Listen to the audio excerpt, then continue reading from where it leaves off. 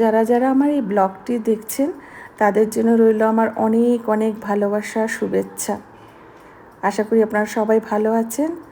চলুন আজকে আমি আমার চোখ দিয়ে দেখবেন ব্যাঙ্গালোরের একটি বিখ্যাত শিব মন্দির কোটিলিঙ্গেশ্বরা, যেটা ব্যাঙ্গালোর থেকে প্রায় 1 থেকে 1.5 ঘন্টার মতন লাগে যেতে এই মন্দিরটিতে। তো আমি সোমবার দিনটা চুজ করে নিয়েছি, যেহেতু এটা কোটিলিঙ্গেশ্বরা। সোমবারে পুজো দেবো বলেই আমি বেরিয়েছিলাম আর কি। এর আগেও আমি 3-4 বার এসেছি এখানে। মন্দিরের প্রাঙ্গণে দেখুন অনেক ছোট ছোট দোকান রয়েছে। আপনি চাইলে শিবকে সোমবারে পুজো দিতে চাইলে আপনি এখান থেকে পুজো সামগ্রী কিনতে পারেন। আমিও নিয়েছিলাম একটি থালা, আমার থেকে মনে হয় 150 টাকা মতো নিয়েছিল। জানেন তো এই মন্দিরটা আমার খুবই একটা প্রিয় জায়গা। যেদিকে চোখ ঘোরাবেন শুধু শিবলিঙ্গ আর শিবলিঙ্গ। আমরা একটু সকালবেলা করে বেরিয়ে গেছিলাম। বেরিয়ে আমার যেহেতু উপোসে ছিলাম আমি, সেহেতু আমি আর রাস্তায় কিছু ব্রেকফাস্ট করিনি। রাস্তায় আস্তে আস্তে অনেক রকম দোকান পাওয়া যায় যেখানে আপনি ব্রেকফাস্ট করতে পারেন।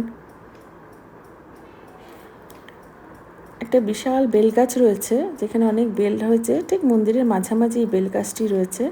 আর নিচে রয়েছে আরও শিবলিঙ্গ, যেখানে আপনি নিজে আপনাকে এখানে পুজো দিতে হবে। পুরোহিত মশাই এখানে পুজো দিতে দেয় না আর কি। আপনি ভেতরে যে মন্দির, যেখানে আসল মন্দির, সেখানে আপনি পুরোহিত মশাই পাবেন, পুজো দিতে পারবেন।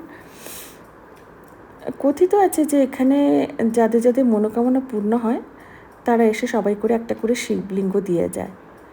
অনেক সাউথের ফিল্ম অ্যাক্ট্রেসরা আছেন যারা এসে এখানে শিবলিঙ্গ দিয়ে গেছেন এবং তাদের নামও ওখানে লেখা আছে। আজকে সোমবার ছিল বলে খুব ভিড় ছিল। এত সুন্দর সুন্দর সব।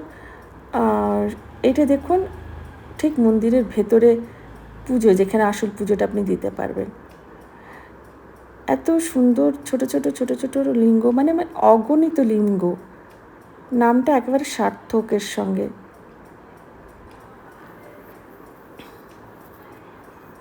আপনারা চাইলেও যারা যারা ব্যাঙ্গালোরে থাকেন আর কি, একদিনের আউটিং খুবই ভালো লাগবে। যারা যারা শিবভক্ত তারা তো নিশ্চয়ই আসুন। মন্দিরটি সত্যি ভীষণ ভীষণ আকর্ষণীয় একটা জায়গা। চারিদিকে শিব, চারিদিকে শিব, একদম যেদিকে চোখ ঘোরান শিব আর শিব। ঠিক গণেশজিও রয়েছে এখানে, আবার একটা হনুমানেরও বিশাল মূর্তি রয়েছে এখানে। এদিকটা দেখুন, এদিকটা আমার ভীষণ ভালো লাগে। মনে হয় এখানে বসে থাকি অনেকক্ষণ ধরে। আশা করি আমার চোখ দিয়ে আপনাদের দেখাই মন্দিরটি ভালো লাগছে।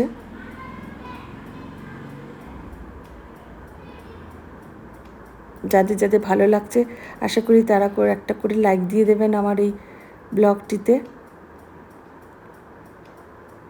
মন্দির থেকে বাইরে বেরোতে গিয়েও জানেন অনেক ছোট ছোট দোকান রয়েছে,